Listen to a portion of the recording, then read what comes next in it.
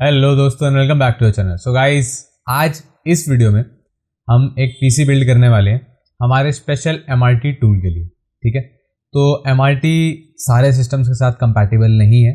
That's the reason कि मेरे को एक नया सिस्टम बनाना पड़ रहा है and to be honest I am very excited about it, क्योंकि पीसी बिल्ड करना भी आई गेस हर टेकी बंदे का एक ड्रीम होता है। तो मेरा भी ड्रीम कम ट्रू होने वाला है, राइट। एंड ये नया सेटअप है, फर्दर वीडियोज यहीं से ही आएंगी, तो काफ़ी टाइम लग गया इसको बनाने में। एंड बिना किसी टाइम गवाए आगे स्टार्ट करते हैं अपने पीसी बिल्ड को। Alright guys, so PC build करने के लिए हमारे पास सारे कंपोनेंट्स आ चुके हैं।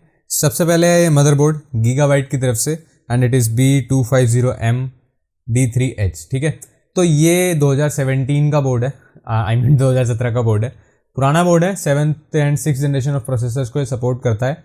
ये मैंने मंगाया है चाइना से ईबे के through. It's a new board, पूरा नया है, यूज नहीं है, रिफर्बिश नहीं है, बोर्ड नया है।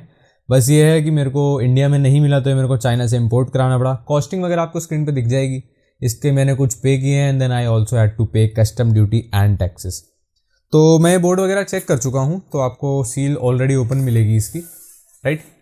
तो सबसे पहले साटा केबल्स मिलती हैं इस बोर्ड में हमें, ठीक है। एंड देन हमारा बोर्ड है एंड बोर्ड निकल गया है। बोर्ड को 2 मिनट साइड रखते हैं एंड इसके नीचे आपको मिलेगी आईओ शील्ड, ठीक है, जो हम हमारे सीपीयू में लगाएंगे, यानी कैबिनेट जो होता है।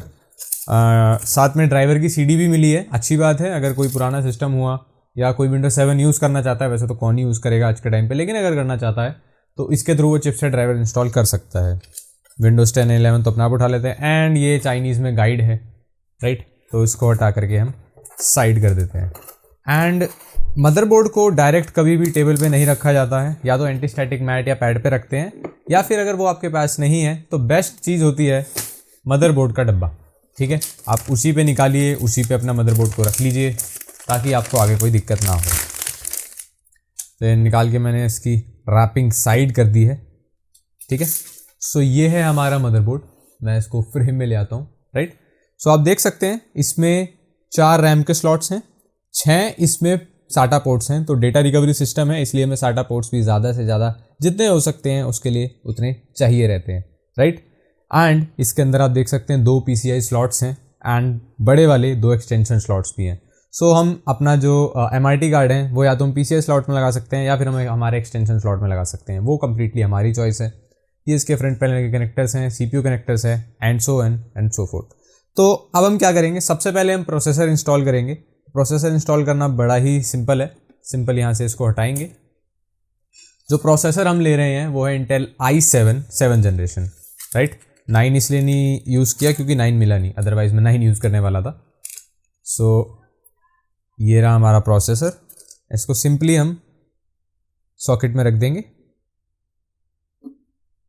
एंड इसको छेड़ना नहीं है बिल्कुल भी, आराम से रखा जाता है। रख दिया है एंड क्लिप को हमने यहाँ से बंद कर दिया है। अब ये जो प्रोटेक्टिव कवरिंग है इसको भी हम यहाँ से हटा लेंगे and it is done. Next हम क्या करेंगे, नेक्स्ट हम इंस्टॉल करेंगे CPU फ़ैन, जो कि मैं सस्ता सा एडनेट का CPU फ़ैन यूज़ कर रहा हूँ। लेटर फ्यूचर में मुझे कभी ज़रूरत पड़ी तो मैं इसको चेंज कर लूँगा, बट अभी फ़िलहाल मुझे ज़रूरत नहीं है। तो मैं इसको ही, जो आपका डिफ़ॉल्ट कूलर आप बोल सकते हैं, बिल्कुल जैसे इंटेल का स्टॉक कूलर होता है उसी की ये कॉपी है, तो हम इसको यूज़ करने वाले हैं, राइट।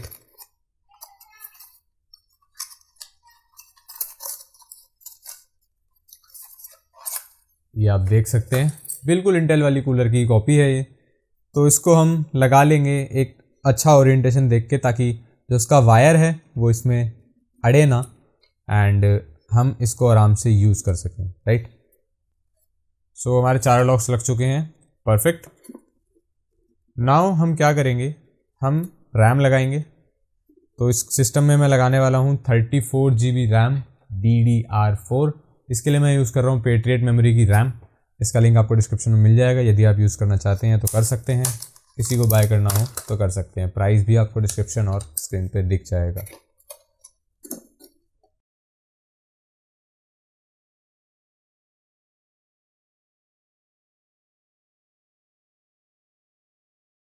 तो 32 GB रैम हमने इसमें लगा दिया है, राइट। अब क्योंकि मैं इसको ऑलरेडी टेस्ट कर चुका हूँ मैं अपना मदरबोर्ड साइड रख के अपना कैबिनेट लेके आऊँगा एंड कैबिनेट में CPU को रखने की प्रिपरेशन करेंगे। बट उससे पहले हम एक चीज़ और करेंगे और वो है SSD इंस्टॉल करना। ये भी मैंने पेटेड मेमोरी की तरफ से यूज़ किया है। 512 GB की NVMe Gen 3 SSD है। Gen 3 इसलिए ली है क्योंकि ये बोर्ड Gen 4 को सपोर्ट नहीं करता है। अगेन ये 2017 का बोर्ड है।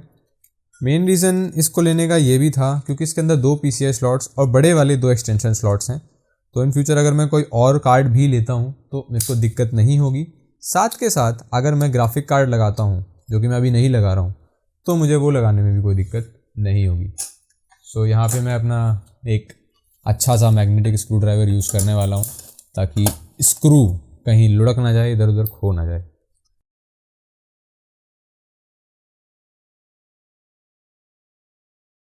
ओके, सो फार मेजरली हमारा सिस्टम असेंबल हो चुका है। अब हम आते हैं हमारे कैबिनेट के ऊपर।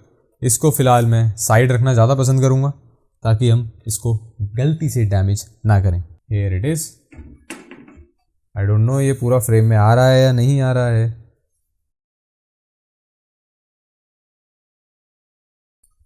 अब इसमें जो भी वायर्स हैं पहले हम वो देखेंगे। आई होप पूरा डेस्कटॉप हमारा दिख रहा है। इस ओरिएंटेशन में ज़्यादा अच्छे से दिखेगा मेरे हिसाब से। ओके, ये जो वायर्स हैं ये फ्रंट पैनल के वायर्स हैं और ये हैं इसके स्क्रूज एंड स्टैंड ऑफ्स। तो सबसे पहले हम ये वायर्स खोल लेते हैं। ये फ्रंट पैनल के कनेक्टर्स होते हैं एंड अगर RGB केस आप ले रहे हैं तो RGB का भी कनेक्टर इसके अंदर हो सकता है, बट इसमें RGB नहीं है तो RGB का कोई भी इसमें कनेक्टर नहीं होगा। As simple as that. And ये स्क्रूज पन्नी में दिए हैं इन्होंने एक, राइट। इसमें मदरबोर्ड के स्क्रूज हैं एंड साथ के साथ 2 और 3 स्टैंड ऑफ्स दे रखे हैं। तो कुछ भी करने से पहले हम पहले मदरबोर्ड लगा के इसको मेज़र करेंगे, राइट। मेज़र क्यों करेंगे ये आप PC बिल्डिंग गाइड भी मैं आपको साथ साथ दे रहा हूँ। मेज़र इसलिए करेंगे क्योंकि कई बार क्या होता है, साइज़ वाइज आपका जो मदरबोर्ड होता है वो थोड़ा बड़ा या छोटा होता है। तो यदि वो किसी स्टैंड ऑफ के कनेक्टर पे टच हो गया, कोई स्टैंड ऑफ उससे, या फिर वो डायरेक्ट CPU के कैबिनेट से टच हो गया, तो आपका पूरा मदरबोर्ड शॉर्ट हो सकता है, राइट। सो फॉर नाउ मैं क्या करूँगा, मैं जो मदरबोर्ड है उसको बिना IO शील्ड के लगाने वाला हूँ, ठीक है, क्योंकि उससे कोई दिक्कत नहीं होती एज सच। एंड मदरबोर्ड लगाने से पहले मैं SMPS इंस्टॉल करना पसंद करूँगा, राइट। सो SMPS हमारा इस सेक्शन में इंस्टॉल होगा इधर। सो सारे वायर्स को थोड़ा सा साइड करके मैं SMPS निकाल लेता हूँ। SMPS में यूज़ कर रहा हूँ आई गेस कूलर मास्टर का था, अगर मेरे को ठीक से याद है तो डब्बा देख लेते हैं। हाँ, कूलर मास्टर का 650 वोल्ट फ्यूचर प्रूफिंग के लिए मैंने यूज़ किया है। 650 वोल्ट काफ़ी ज़्यादा है, it doesn't require that much. मैं MIT की बात कर रहा हूँ, MIT को इतनी पावर की ज़रूरत नहीं है, बट फ्यूचर प्रूफिंग के चलते मैंने ले लिया।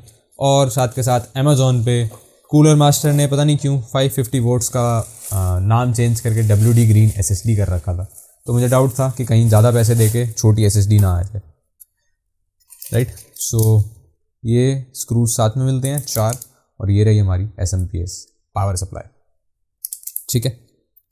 सो स्क्रूज को अभी खोलेंगे।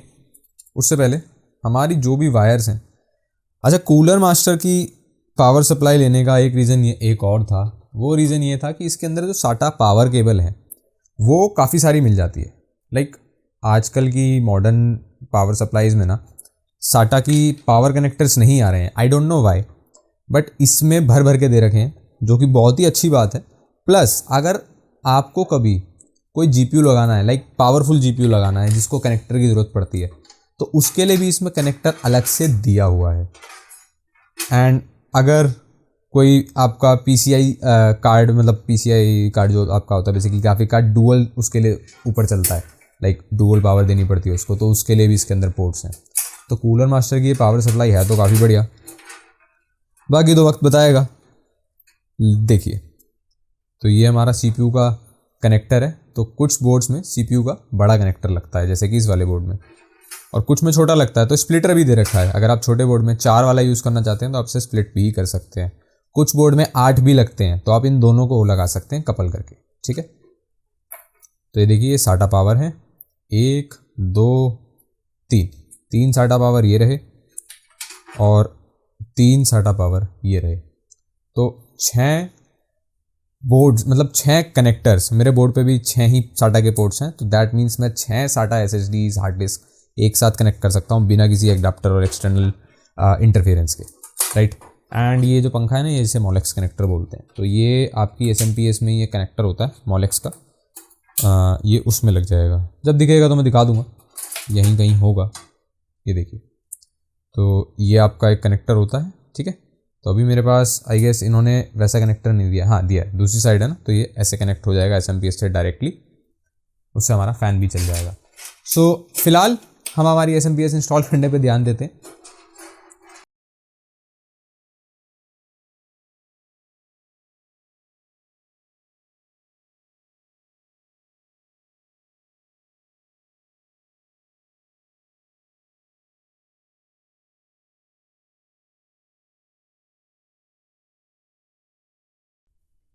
सो पावर सप्लाई लग गई है, ज़्यादा टाइट भी नहीं करना है और ढीला भी नहीं छोड़ना है, ठीक है। एंड काफ़ी सारे वायर्स हैं। सो वायर मैनेजमेंट करने के लिए कोई नहीं बोलेगा, वो सब बाद में होगा। फ़िलहाल मेरा मेन फोकस है कि मैं सिस्टम को चला लूँ। नेक्स्ट अब हमारी बारी है मदरबोर्ड इंस्टॉल करने की। ये रहा मदरबोर्ड।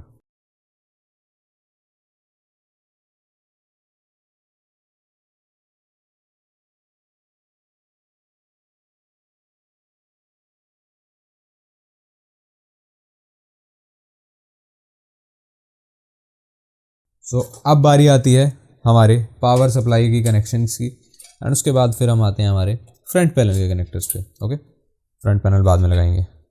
तो सबसे कॉमन जो है हमारा, जो बहुत ही इजीली पहचाना जाता है कनेक्टर, वो है 24 पिन कनेक्टर, जो कुछ इस तरीके से दिखता है, जो सबसे बड़े पोर्ट में जाता है, जो आपके मदरबोर्ड पे सबसे बड़ा पोर्ट होता है, राइट। ये आपके मदरबोर्ड को पावर देता है, इसको आराम से लगाना है। 2000 years later. एंड अब आता है हमारा मेन कंपोनेंट, जो कि है हमारा MRT कार्ड, जो लगेगा हमारा PCI स्लॉट में, राइट। तो उसके लिए हमें PCI स्लॉट वाली जो बे होती है, जो इस तरफ होती है, ये खोलनी होगी। तो यहाँ पे 2 स्क्रूज होते हैं, ये 2 स्क्रूज मैंने ओपन करने हैं। पिछली वीडियो में मेरे को कमेंट आ रहे थे कि सर बता तो देते कि कौन सी वायर कैसे यूज़ होती है, तो वो तो हम फ्यूचर में बता देंगे। फिलहाल आप MRT देख लीजिए कि MRT में कौन सी वायर लगानी है किस तरीके से, राइट।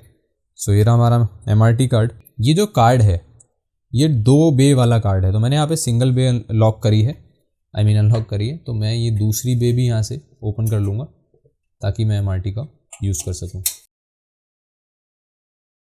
ओके, सो ये PCI स्लॉट में ही लगेगा, क्योंकि अपेरेंटली ये एक्सटेंशन स्लॉट इसके लिए छोटा है।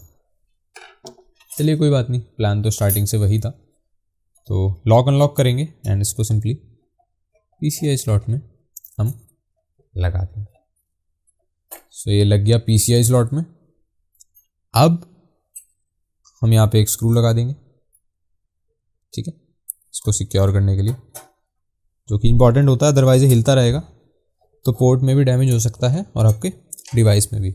एक स्क्रू यहाँ लगा देंगे एंड हमें एक्स्ट्रा स्क्रूज दिए गए हैं कैबिनेट के साथ में, तो दूसरा स्क्रू हम यहाँ लगा देंगे। सो फार हमने हमारा सिस्टम असेंबल कर लिया है, MRT कार्ड लग गया है। MRT के अंदर पावर देनी बाकी है, तो वो हम पावर कैसे देंगे वो मैं आपको बता देता हूँ। ये देखिए, तो ये जो आपके हार्ड डिस्क वाले पावर वाले वायर्स होते हैं, एक इसमें इधर से लग जाएगा, ठीक है, डन, ये लग गया है, ठीक है। तो ये चीज़ें थोड़ी सी ऐसी ही हैं यार, थोड़ी कहीं ना कहीं आपको पावर लगानी पड़ जाती है, कहीं नहीं लगानी पड़ती है, तो उस चीज़ से डरना नहीं है, घबराना नहीं है। दूसरा ये जो आपका मोलेक्स कनेक्टर होता है, ये भी आपका यहाँ पे लग जाएगा, तो सिंपल लग गया। नाउ अब बारी आई हमारी MRT की वायर्स की। तो ये हमारी वायर्स खुल गई, ये 4 वायर्स हैं, ठीक है, एक वायर ये रही, तो ये पावर केबल है। तो ये जो वाइट पोर्ट है मैंने आपको दिखाया था कहाँ लगेगा, और ये जो पोर्ट है आप ध्यान से देखिए, ये पोर्ट है आपका साटा पावर पोर्ट। मैं फोकस करके दिखाता हूँ, SATA पावर पोर्ट।